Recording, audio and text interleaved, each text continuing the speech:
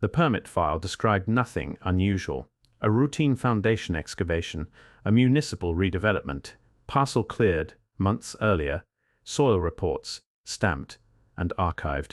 That was where my attention stayed at first, on paperwork rather than earth, on approvals rather than outcomes. Cleveland has been rebuilt too many times to treat every dig as revelation. Pipes surface, old footings appear, brick foundations from forgotten storefronts crumble into dust and get carted away without ceremony. What interrupted that rhythm was not spectacle, but hesitation. Work crews stopped cutting downward. Surveyors rechecked depths that already matched their projections. A section of compacted fill resisted tools meant to slice through glacial clay.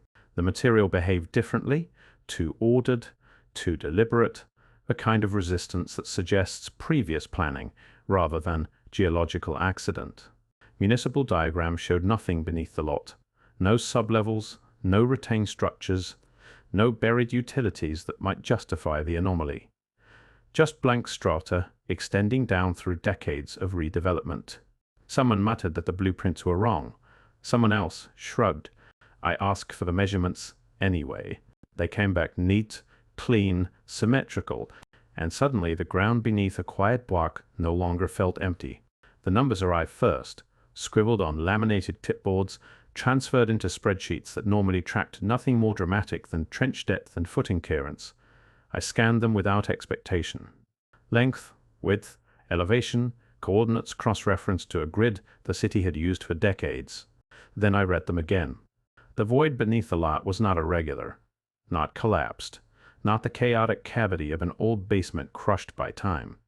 Its edges resolved into straight lines, right angles, distances that repeated when measured from different points.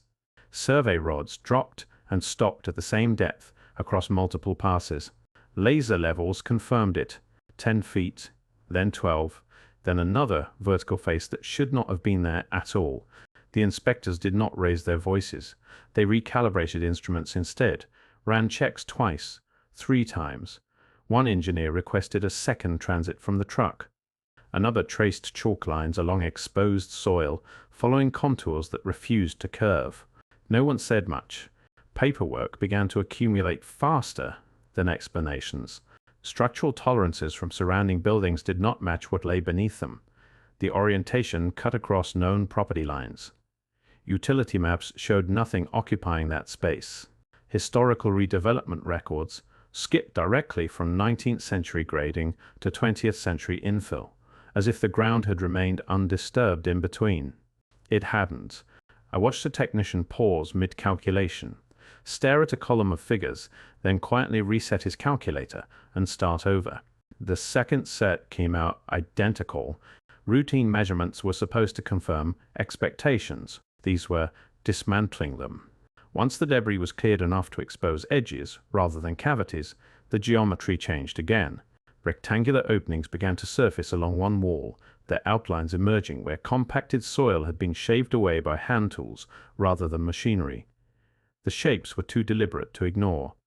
Vertical sides, horizontal lintels, corners that held instead of collapsing. Door frames, not decorative arches, not ornamental masonry, functional apertures cut into load-bearing stone. I waited for someone to laugh it off. No one did. Measuring tape stretched upward and stopped short. A second was added, then a third. The heights exceeded what utility corridors required, exceeded what 19th century basements usually allowed, exceeded what modern code would ever authorize beneath a residential block. An engineer crouched near the base, ran gloved fingers along the threshold, then stood and shook his head without elaboration. Records were requested. City permit logs, renovation filings, demolition reports from previous decades, anything that explained why structural openings large enough to swallow a freight elevator had been sealed and forgotten. Beneath successive rebuilds, nothing addressed them directly.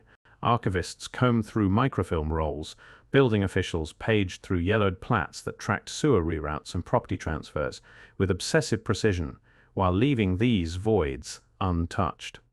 No annotations, no amendments, no engineering justifications tucked into appendices. The silence was precise, too precise. These doors had not been built to impress. They had been built to be used, and now they were waiting under a neighborhood that had no memory of them at all. I shifted away from the excavation site and toward filing cabinets that smelled faintly of dust and toner. Pat maps from the early 20th century showed nothing beneath the lot. Earlier survey grids were equally clean, the parcel rendered as a blank rectangle bordered by alleys that had since been renamed twice. Property transfers were recorded down to the inch. Ownership traced through corporations that dissolved and reassembled across decades. Yet every document assumed the ground beneath had remained undisturbed. It hadn't. Sanborn fire insurance maps contradicted zoning overlays by a few feet. 19th century grading reports describe fill where stone now sat. Sewer reroute schematics bent around empty space they never labeled.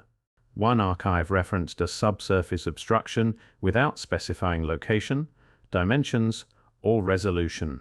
Plaques scroll through microfilm in silence. Historians flagged margins with pencil marks, but declined to speculate. Offices forwarded requests to other offices, each insisting the answer existed somewhere else.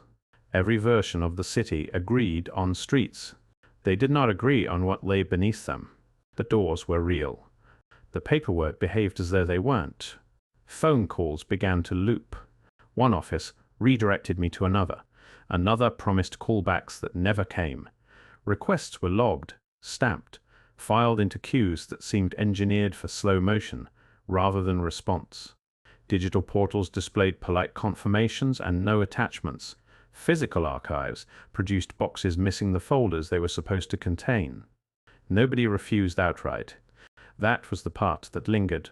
A zoning clerk shrugged when asked about sublevels that never appeared in redevelopment records. A municipal engineer scanned a database, frowned, and suggested the data might have been migrated incorrectly during a software upgrade years earlier.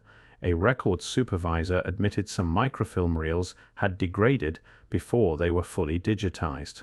Forms replaced explanations. The paper trail I had followed from excavation pit to blueprint drawer thinned into margins and ellipses. Notes ended mid-sentence. Index cards pointed toward collections that no longer existed under the same classification. Numbers. Entire decades collapsed into administrative gray zones. I stopped expecting answers and started counting delays instead. They accumulated with the same precision as the door frames underground. The structures had survived being buried. Their documentation had not, and that imbalance felt deliberate in ways no form could admit. Once the Cleveland files began thinning into silence, I stopped treating the anomaly as isolated. Patterns only reveal themselves when you widen the frame. Municipal archives from river cities in the Midwest produced the same structural oddities buried beneath redevelopment zones. Oversized entryways documented briefly in engineering logs, then excluded from final renovation plans. Sublevels omitted from updated cadastral maps. Foundation depths that exceeded the needs of the buildings. They supported by margins no contemporary architect could justify.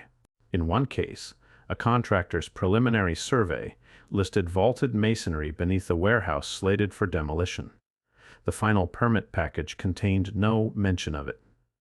In another, inspectors recorded load-bearing stonework at depths inconsistent with the recorded construction date of the street above it. Their notation vanished from the version submitted to City Council. Different cities, different decades, identical administrative outcomes.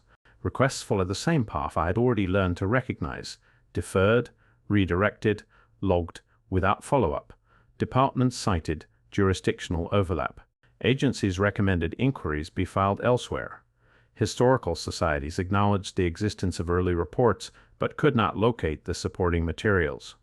The repetition was precise, not theatrical, not confrontational, procedural. Construction crews appeared only in first drafts. Inspectors surfaced in marginal annotations. Unnamed agencies absorbed responsibility without leaving fingerprints. What remained were redevelopment approvals that treated subterranean structures as if they had never existed at all. Coincidence becomes harder to sustain when it replicates this cleanly. I began aligning timelines instead of addresses. Late 19th century street expansions, early 20th century utility retrofits, mid-century demolitions. Each period left brief shadows of architectural contradictions before the record corrected itself. The same absences, the same vanishing measurements, and the same calm bureaucratic gravity pulling everything back into line. The doors themselves suggested more than unusual proportions. Their frames were not decorative arches or ornamental thresholds meant to impress. The masonry beneath them behaved like structural anchors, load-bearing, reinforced, designed to redirect pressure downward into sublevels that no longer appeared on modern plans.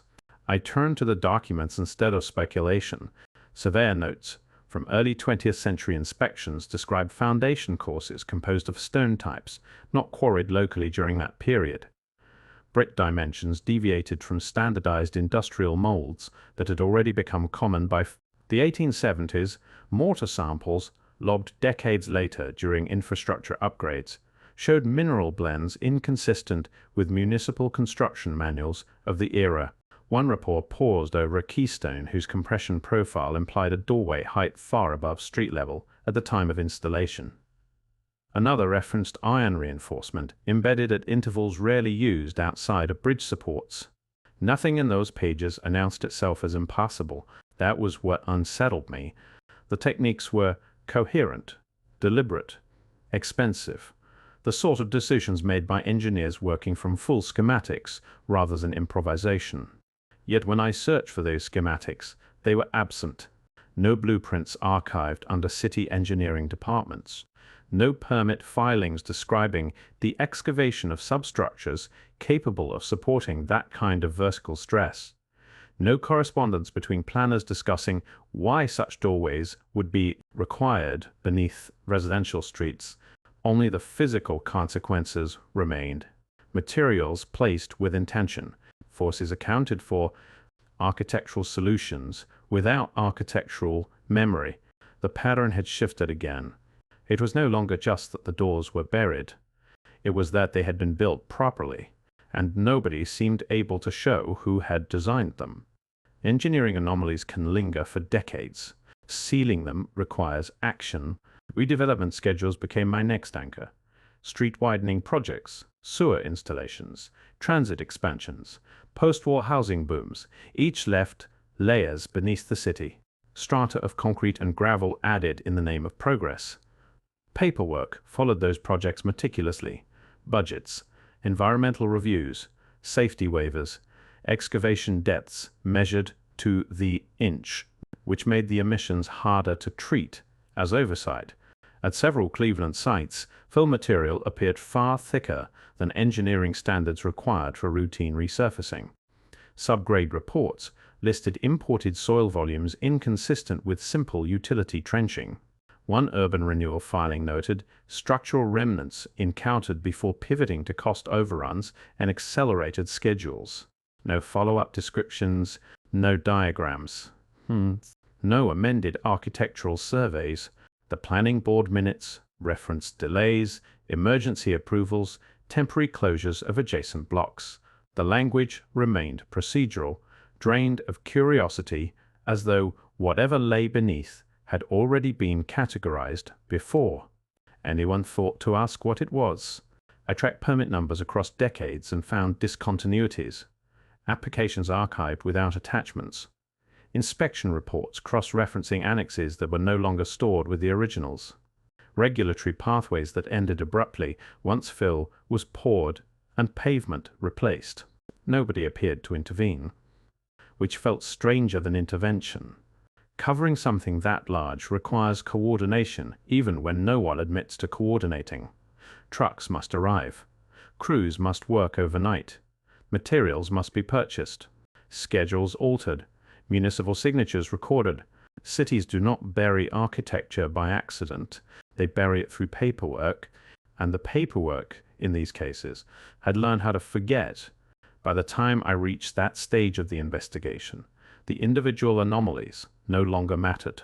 The doors, the foundations, the missing blueprints, the redevelopment filings that stopped short of description. Taken alone, each could be explained through routine failure, a lost folder, a clerical shortcut, an engineer deciding not to record something that seemed irrelevant in the moment. Together, they formed something heavier. Maps contradicted excavation logs, inspection reports referenced attachments that no longer existed. Archive indexes pointed toward collections that had been reorganized without leaving cross-references behind. The more methodical the record-keeping appeared, the more conspicuous its blind spots became. What unsettled me was not the presence of contradiction. It was the absence of curiosity. No follow-up memos asking why vaults had been encountered beneath residential blocks. No correspondence debating whether historical classifications should be revised. No internal disputes preserved in meeting minutes. The system behaved as though every discrepancy had already been resolved before anyone wrote it down, or as though the question itself had been removed.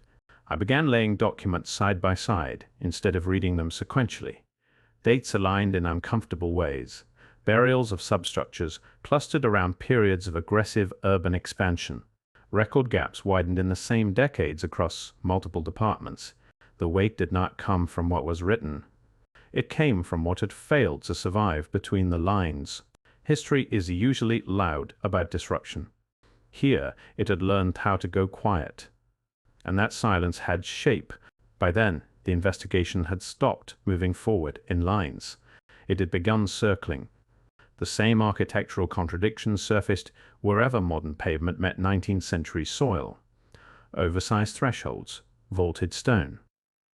Reinforcement buried beneath residential blocks with no surviving rationale. The same administrative thinning followed close behind. Missing annexes, revised maps, permits that closed cases without recording what had been encountered. Nothing in the process required malice. That was what made it difficult to dismiss. Systems erase as efficiently through indifference as through intent. Paper decays, classifications change, databases overwrite. Whole categories of material fall between jurisdictions that were never designed to preserve questions, yet the structures endured. They remained under asphalt in basements, under subway tunnels and utility corridors, exerting quiet pressure on the narratives built above them. Cleveland was not an exception anymore. It was an entry point. The doors were still there, sealed, measured, unaccounted for, and until someone produces the plans that explain why they were built, or the records that show when they were buried, they remain what the archives refuse to resolve. Physical facts waiting beneath official silence.